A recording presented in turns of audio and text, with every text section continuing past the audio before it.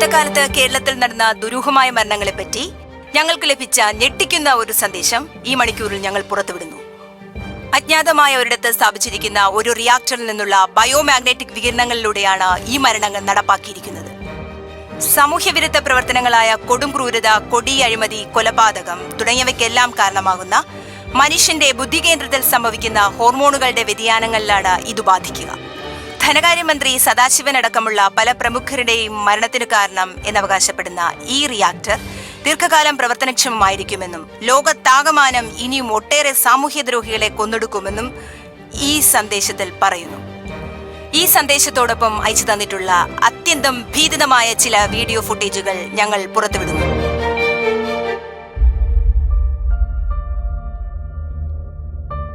എന്താടാ എന്നെ വിളിക്കാത്തത്? ഇന്ന് തന്നെ അത് തീർപ്പാക്കണമെന്ന് പറഞ്ഞിട്ട്. കുറച്ച് പ്രശ്നമുണ്ട് സാർ, ഞാനങ്ങോട്ട് വിളിക്കാനിരിക്കുകയായിരുന്നു. ഭവന പദ്ധതിയുടെ കൺസ്ട്രക്ഷൻ കഴിഞ്ഞതിന് ശേഷമേ അവർ ഒഴിഞ്ഞു തരികയുള്ളൂ എന്നാ പറയണേ. എല്ലാ ചെറ്റകളെയും ഒഴിപ്പിച്ചു തരാമെന്ന് പറഞ്ഞ് കാശും വാങ്ങിയിട്ട് നീ ഇപ്പൊ പോക്കൃത്തനം പറയുന്നോടാ. പഴയ പോലെയൊന്നും അല്ല സാർ, ഇവന്മാർക്കിപ്പോ പഠിപ്പും വിവരവും വെച്ചുപോയി. ഇതുവരെ ഒപ്പിട്ടൊന്നിട്ടില്ല. അതൊന്നും എനിക്കറിയണ്ട. എല്ലാത്തിനും ഭാര്യയിട്ട് ചുട്ടയക്കണം. വല്ല വർഗീയ ലഹളയോ പെണ്ണ് കേസോ രാഷ്ട്രീയമോ എന്തായാലും മനസ്സിലായോ? കുട്ടികളും സ്ത്രീകളുമായി ഒരുപാട് പേർ തിങ്ങിപ്പാർക്കുന്ന സ്ഥലമാണ്. സാറിന്റെ രാഷ്ട്രീയ ഭാഗം നോക്കണ്ടേ? മണ്ണാങ്കട്ട. അടുത്ത പ്രാവശ്യം ഞാനോ എന്റെ പാർട്ടിയോ ഭരണത്തിൽ വരുമെന്ന് എന്തെങ്കിലും ഗ്യാരണ്ടി ഉണ്ടോ? എത്രയും പെട്ടെന്ന് ആ കമ്പനിക്ക് അവിടെ കൺസ്ട്രക്ഷൻ തുടങ്ങാനുള്ളതാണ്. നാളെ നേരം വെളുക്കുമ്പോഴേക്കും അവിടെയുള്ള കുടിലുകളെല്ലാം കത്തി ചാമ്പലായിരിക്കണം. മനസ്സിലായ?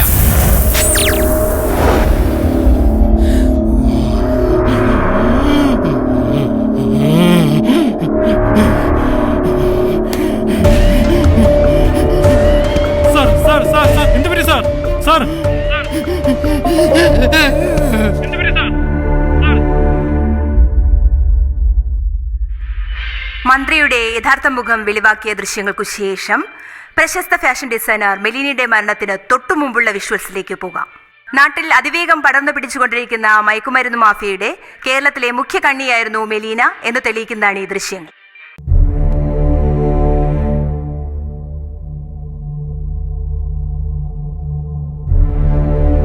ഇപ്രാവശ്യം അവര് വലിയ ടാർഗറ്റാണ് തന്നിരിക്കുന്നത്. മെയിൻ സിറ്റികളിലെല്ലാം നമ്മുടെ ഏജന്റുമാരുണ്ടായിരിക്കണം. ഇപ്പൊ ചെക്കിംഗ് എല്ലാം ഭയങ്കര സ്ട്രിക്റ്റ് ആണ് മാം. 2-3 ഇടങ്ങളിലും നമ്മുടെ ആൾക്കാരെയൊക്കെ നാർക്കോട്ടിക്സിൽ പൊക്കിയിരിക്കുകയാണ്. പോലീസുകാർക്ക് വല്ല നക്കാപ്പച്ചയും കൊടുത്ത് ഒതുക്കണം. സ്കൂൾ കോളേജ് പരിസരങ്ങളെല്ലാം നമ്മുടെ ആൾക്കാർ വേണം.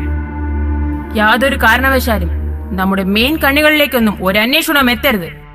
കോടിക്കണക്കിന് രൂപയുടെ ബിസിനസ്സാണിത്.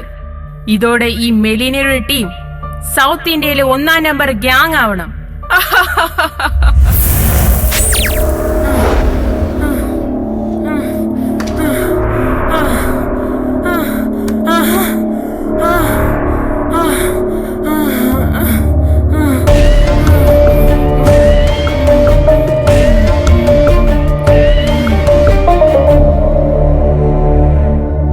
Hello ma'am. Ma'am, what happened? Hello ma'am, what happened മാം?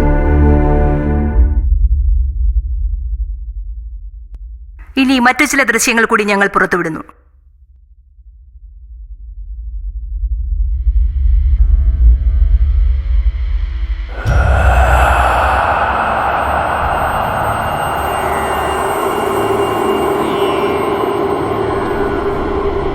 ആന്റിക്ക് വട്ടളായിരിക്കുക മോനെ.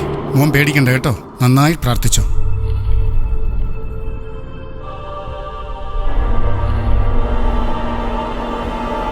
മോൻ കണ്ണടച്ച് പ്രാർത്ഥിച്ചോളൂ. നമുക്ക് സ്വാമിയുടെ അനുഗ്രഹം വാങ്ങിക്കണ്ടേ?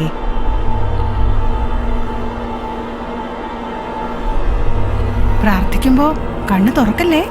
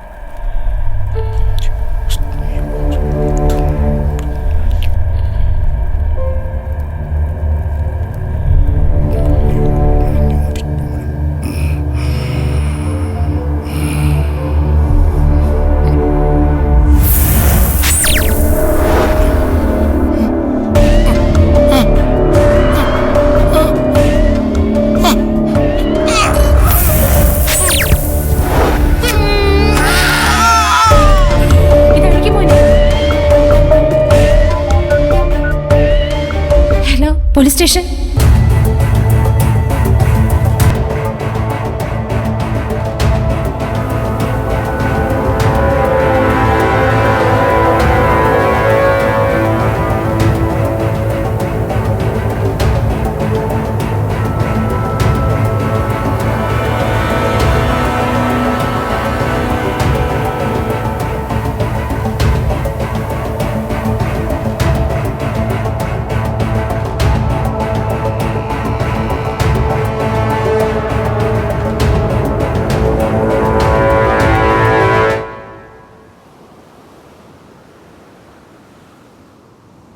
വളരെ സേഫ് ഗെയിമാണ് ഞാൻ കളിക്കുന്നത്.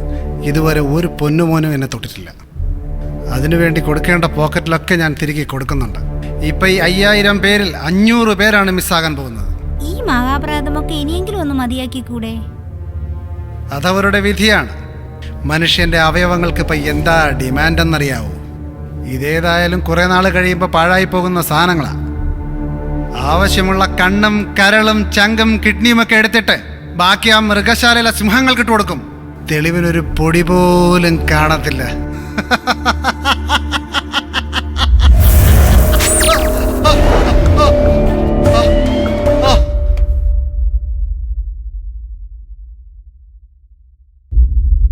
താൻ എൻ്റെ കൂടെ ആയിട്ട് 4-5 വർഷമായില്ലേ? ഒരു പ്രൊമോഷനൊക്കെ ആകേണ്ട സമയമായല്ലോ. ഇനി വലിയ കേസുകളൊക്കെ എടുത്ത് ശീലിക്കണം. ഞാൻ കുറച്ച് ദിവസത്തേക്ക് ലീവായിരിക്കും. ആ മയക്കുമരുന്ന് മാഫിയ ഗ്രൂപ്പ് 17 പേരെ ചുട്ടുകൊന്ന കേസ് അടുത്ത ആഴ്ച വിചാരണ ചെയ്യുകയാണ്. അത് താൻ വേണം പ്രൊസീഡ് ചെയ്യാൻ. Yes sir. അതിൽ 4 പ്രതികളല്ലേ?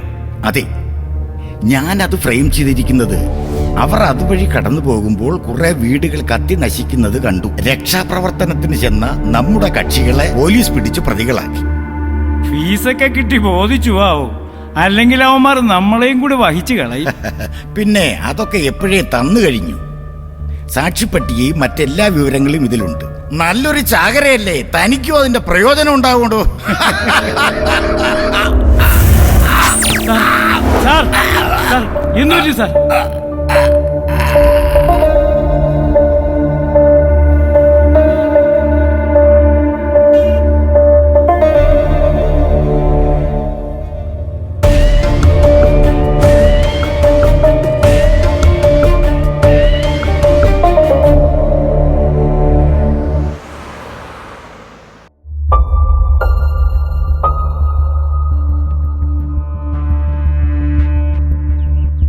കാത്തിരുന്ന് മുഷിഞ്ഞോ?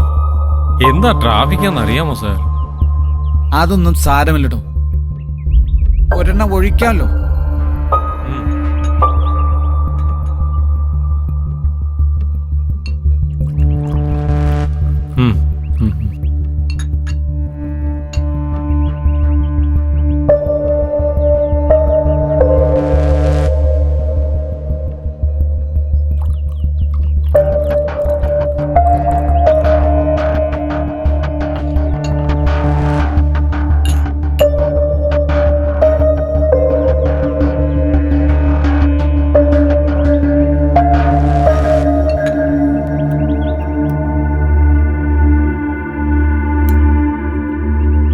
പണ്ടേ ഡിപ്പാർട്ട്മെന്റിൽ നമ്മൾ തമ്മിലുള്ള ബന്ധം ചിലർക്കത്ര പിടിക്കുന്നില്ല.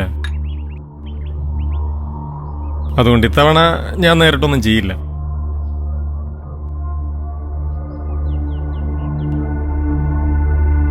വിശ്വസിക്കാൻ കൊള്ളാവുന്ന കുറെ പുതിയ പയ്യന്മാരുണ്ട്. ആർത്തി പണ്ടാരങ്ങളാണെല്ലാം. സജീവ രാഷ്ട്രീയം മതിയാക്കി ഹോട്ടൽ വ്യവസായത്തിൽ ഇറങ്ങിയെങ്കിലും ഇപ്പോഴും ചില കളികളൊക്കെ കളിക്കാൻ എനിക്ക് പറ്റുമിടോ. ഏയ്, അതിൻ്റെ ഒന്നും ഒരു ആവശ്യമില്ല.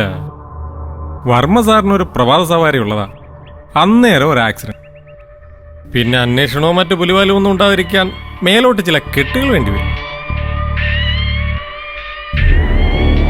പണ്ട് പട്ടാപ്പകൽ പത്രലേഖനെയും ഭാര്യയും വെടിവെച്ച് കൊന്നിട്ട് നമ്മൾ തെളിവില്ലാതാക്കിയില്ലേ? പിന്നെയാണോ ഇത്? പോലീസ് പലതവണ തിരഞ്ഞിട്ടും നമ്മൾ രണ്ടുപേരെയും കൊല്ലാൻ ശ്രമിച്ച പത്രലേഖന്റെ മോൻ പന്ന ചെറുക്കൻ, അവനെ കിട്ടാത്തതാണ് വിഷയം. നാട് വിട്ടു പോയി കാണും, അല്ലാതെ അവൻ ഇവിടെ ധൈര്യമായിട്ട് ജീവിക്കാൻ പറ്റുമോ? അതൊക്കെ പോട്ടെ, 5 CR ഞാൻ തനിക്ക് തരും. ഒരൊറ്റ വാക്ക്, അതിൽ കൂട്ടാനും കുറയ്ക്കാനും ഒന്നും നിൽക്കണ്ട. എനിക്കറിയാം അതല്പം കൂടുതലാണ്. ഡിപ്പാർട്ട്മെന്റൽ പിച്ച് വിടുങ്ങി കൊടുക്കാൻ ഇതൊന്നും മതിയാവില്ല സാർ. എനിക്കറിയാം, ആർത്തി തനിക്കാ. അങ്ങനെ പറയരുത് സാർ. ഓക്കെ, ഒരു 3 കോടി കൂടെ തരാം. പിന്നെ ഞാനൊന്ന് പറയാനാ സാർ. എന്റെ പ്രസ്റ്റീജ് ഇഷ്യൂ ആടോ ഈ പ്രോജക്റ്റ്. ഈയിടെ അവനൊരു പണി കൊടുക്കാൻ ഒരാളെ അയച്ചതാ, പക്ഷെ തലനാരിഴയ്ക്കും അവൻ രക്ഷപ്പെട്ടു. അതെ അതെ, ഞാൻ അറിഞ്ഞു. എന്റെ റിസോർട്ടിന്റെ ഒരു ബ്രാഞ്ച് ആ ബീച്ചിന്റെ കണ്ണായ സ്ഥലത്ത് വേണമെന്ന് എന്റെ ഒരു വാശിയാടോ. അപ്പോഴാണ് അവന്റെ ഒരു പരിസ്ഥിതി സ്നേഹം, കണ്ടൽക്കാട്, ആവാസ വ്യവസ്ഥ എന്നൊക്കെ പറഞ്ഞ് ചില മറ്റവന്മാരെയും കൊണ്ട് വന്നിരിക്കുന്നു.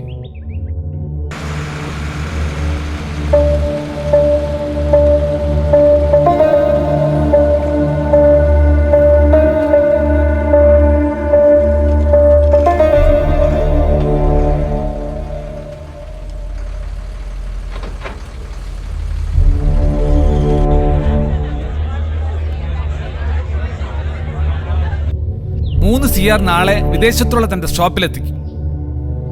ബാക്കി പണി കഴിഞ്ഞിട്ട്. ഓക്കെ? അവന്റെ ഒടുക്കത്തെ പരിസ്ഥിതി സ്നേഹമാണ് സാറേ, ഞാൻ ഏറ്റു.